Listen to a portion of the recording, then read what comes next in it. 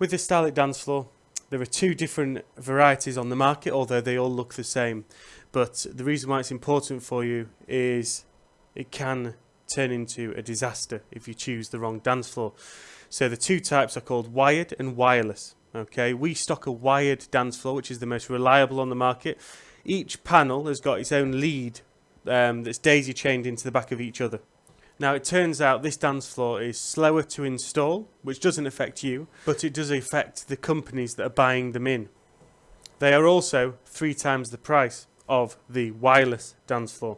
Now again, this doesn't affect you, but it affects the companies that are buying them in.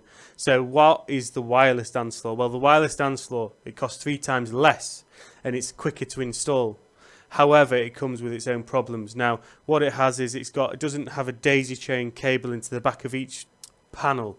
What it does have is got copper connectors in between the gaps of the dance floor. So imagine they're like tiles.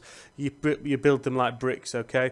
So they come in a 4x2 size, and you slot it together like Lego, right? So in between the gaps are copper connectors. Now, if the floor is uneven, if drinks are spilled, it can turn the whole dance floor off. So everybody's dancing on it, and boom, the dance floor goes off. So the questions you need to be asking simply is, does your dance floor have a copper connector? If they say yes, I strongly advise, whether you choose us or not, you get the hell out of there. You find another company. Now, generally, let's talk about the size of the dance floor. So we can literally do any size, all the way up to a 40 by 40 foot if you want it. But basically, up to 100 guests, a 12 by 12 foot in size is recommended. Now, the bigger you go, the more expensive it is. So a lot of companies you'll find recommending bigger size dance floors because it's earning them more money. Well, we're impartial, and I'll give you honest advice. So 12 by 12 foot, anything up to 100, 110 guests, you're absolutely fine.